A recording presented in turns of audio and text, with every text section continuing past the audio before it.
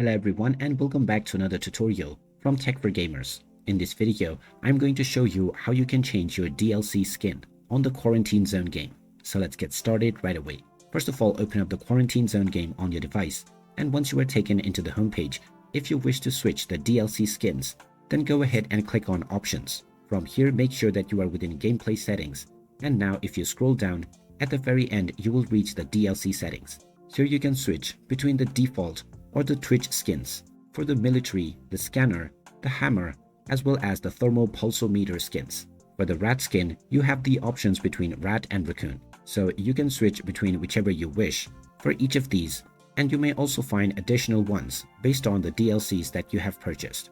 After applying your settings, press the F button or click on apply at the bottom, and now you can go back and your settings will be saved. You can now start playing your game with your chosen DLC skin right away.